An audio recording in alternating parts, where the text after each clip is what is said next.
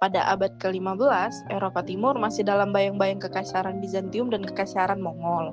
Namun, dari wilayah Moskow, seorang pemimpin muncul yang akan membentuk fondasi bagi kekaisaran Rusia yang kuat. Nah, pemimpin ini adalah Ivan III yang dikenal sebagai Ivan the Great. Mari kita lihat bagaimana ia mengubah Moskow menjadi pusat kekuatan yang tak terbantahkan dan bagaimana warisannya membentuk masa depan Rusia. Nah, di tengah kekacauan dan fragmentasi politik ini, lahirlah seorang pemimpin yang tak hanya akan menyatukan Rusia, tetapi juga membebaskannya dari cengkraman bangsa Mongol dan meletakkan fondasi bagi kekaisaran Rusia yang benar. Pemimpin ini adalah Ivan III yang kelak dikenal sebagai Ivan the Great. Dengan strategi militer yang cerdik, diplomasi yang kuat, dan ambisi yang tidak mengenal batas, Ivan III mengubah Moskow dari sebuah kerajaan kecil menjadi pusat kekuatan yang sangat besar. Ia adalah tokoh kunci yang memulai kebangkitan Rusia, menciptakan negara yang mampu bersaing dengan kekuatan-kekuatan besar Eropa. Nah, teman-teman, seperti yang kalian belum ketahui, Ivan III ini lahir pada tahun 1440 dan dibesarkan sebagai pewaris tahta Moskow di bawah ayahnya, Vasily II.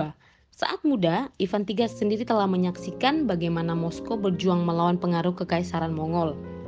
Ayahnya, Vasily II, telah berhasil mempertahankan kekuasaannya, akan tetapi tetap tunduk pada kekahanan emas karena kerajaan Mongol yang mendominasikan Rusia pada saat itu.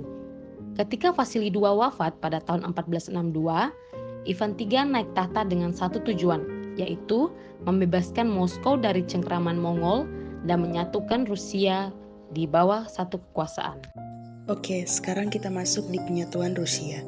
Di bawah pemerintahan Ivan III, wilayah-wilayah Rusia yang sebelumnya terpecah belah mulai disatukan. Ia memulai dengan mencaplok wilayah Novgorod pada tahun 1478 yang sebelumnya merupakan salah satu wilayah saingan terbesar Moskow. Ivan III tidak hanya menaklukkan Novgorod, tetapi juga mengambil langkah besar untuk mengkonsolidasikan kekuasaan dengan mengakhiri kemerdekaan politik Novgorod. Salah satu kemenangan paling penting adalah penaklukan Govord pada tahun 1478. Novgorod merupakan salah satu pusat perdagangan terbesar di Eropa Utara dan memiliki tradisi panjang dalam pemerintahan republik. Namun, kebiasaan politik ini juga justru dianggap sebagai ancaman oleh Ivan III. Ia mengerahkan pasukannya untuk menaklukkan Novgorod, mengakhiri kemerdekaannya, dan memaksakan hukum Moskow atas seluruh kota. Bukan hanya Novgorod yang jatuh, tetapi juga seluruh kekayaannya yang dipindahkan ke Moskow, memperkaya dan memperkuat posisi politiknya. Setelah Novgorod, Ivan III melakukan ekspansinya ke wilayah-wilayah lain seperti Tver dan Vyatka, memastikan bahwa kekuasaan Moskow terus bertambah. Dengan pernikahannya dengan Sofia Palaiologina, pewaris terakhir kekuasaan Kaisar Bizantium, Ivan III juga mengklaim gelar sebagai pewaris tahta Romawi Timur, memperkuat legitimasi Moskow sebagai pusat kekuasaan baru di timur Eropa. Perlahan tetapi pasti, Ivan III menunjukkan visinya, Moskow sebagai pusat kekuasaan Rusia yang bersatu, bebas dari kekuatan asing. Nah, kita masuk di pertempuran Sungai Ugra pada tahun 1480, salah satu peristiwa paling penting dalam sejarah Rusia, menandai titik balik dalam upaya pembebasan Rusia dari kekuasaan Mongol Turki. Pertempuran ini berlangsung di pinggiran Sungai Ugra, sekitar 240 km di sebelah barat daya Moskow, dikarenakan keputusan berani Ivan III untuk menghentikan pembayaran upeti kepada gerombolan emas. Pada saat itu, gerombolan emas berada di bawah kepemimpinan Kang Ahmed, yang berniat menegakkan kembali kontrol Mongol atas wilayah Rusia.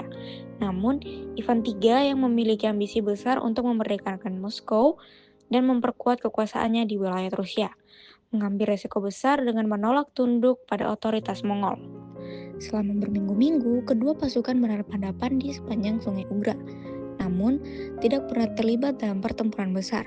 Sebaliknya, yang terjadi adalah kebutuhan militer yang akhirnya memaksa Kang Ahmed untuk mundur tanpa perlawanan. Mundurnya pasukan Mongol ini dianggap sebagai kemenangan besar bagi Ivan III dan rakyat Rusia, sekaligus menandai berakhirnya lebih dari 240 tahun dominasi Mongol dari wilayah tersebut.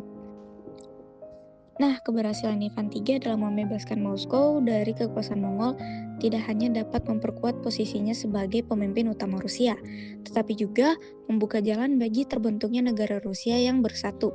Ivan III, yang juga dikenal sebagai Ivan the Great, berhasil menyatukan banyak wilayah Rusia di bawah kekuasaan Moskow dan memulai proses transformasi Rusia dari kumpulan kerajaan kecil menjadi sebuah kekaisaran yang lebih kuat dan terorganisir. Setelah membebaskan Moskow dari pengaruh asing, Ivan III fokus pada memperkuat pemerintahan dalam negerinya. Ia memperkenalkan Sudebnik, sebuah kitab hukum yang menjadi dasar sistem hukum Rusia selama beberapa abad. Ivan III juga mengkonsolidasikan kekuasaannya dengan memulai sentralisasi pemerintahan yang kuat, yang kemudian menjadi model bagi Tsar-Tsar Rusia selanjutnya. Selain itu, Ivan III memerintahkan pembangunan Kremlin Moskow yang terkenal sebagai simbol kekuatan dan stabilitas pemerintahannya. Dengan Kremlin sebagai pusat administrasi dan pertahanan, Ivan III menunjukkan bahwa Moskow siap menjadi kekaisaran yang kuat. Sudebnik tahun 1497 atau Sudebnik Ivan III merupakan kumpulan undang-undang penting yang diperkenalkan oleh Ivan III, seorang penguasa besar Rusia pada akhir abad ke-15. Sudebnik ini disusun sebagai upaya untuk menata sistem hukum dan pemerintahan di seluruh wilayah Rusia yang saat itu tengah mengalami proses sentralisasi kekuasaan.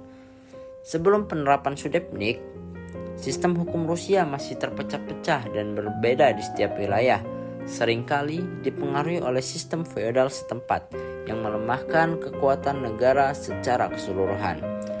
Pemberlakuan Sudebnik 1497 tidak hanya menyatukan berbagai aturan hukum yang sebelumnya tersebar, tetapi juga memperkuat peran pemerintah pusat dalam mengendalikan administrasi keadilan di seluruh wilayah Rusia. Salah satu aspek penting dari undang-undang ini adalah pembatasan kekuasaan bangsawan feodal yang sebelumnya memiliki otonomi luas atas wilayah mereka. Dengan memperkenalkan Sudebnik, Ivan III berhasil mengurangi fragmentasi feodal yang menghambat penyatuan Rusia sebagai salah satu kekuatan politik yang utuh. Selain itu, Sudebnik 1497 memperkenalkan aturan-aturan baru yang lebih ketat mengenai kepemilikan tanah dan kewajiban pajak. Dalam konteks ini, undang-undang tersebut mempertegas hak dan kewajiban petani, bangsawan, serta peran pemerintah pusat dalam mengatur distribusi sumber daya ekonomi.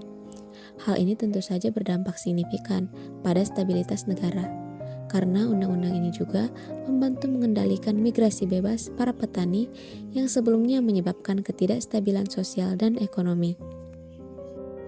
Sudebnik juga mengatur peradilan yang lebih sistematis.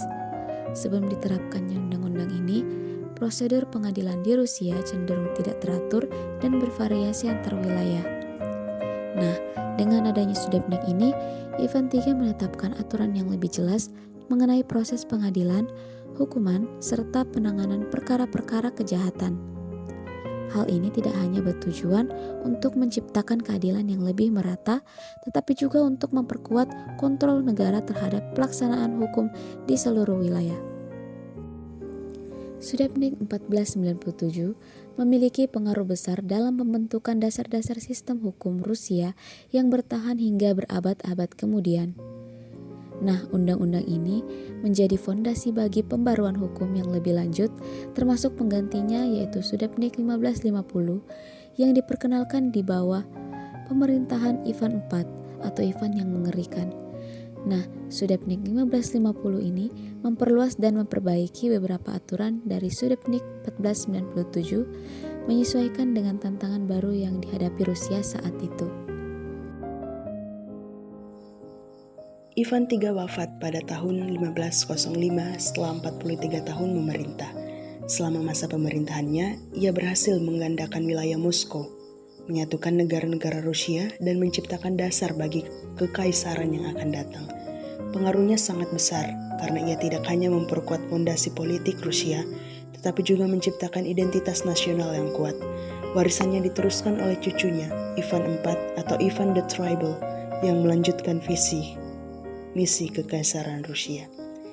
Ivan III dikenang sebagai pemimpin yang cerdas, taktis, dan ambisius yang berhasil mengubah Moskow dari sebuah kota kecil menjadi kekuatan besar yang berpengaruh di Eropa Timur.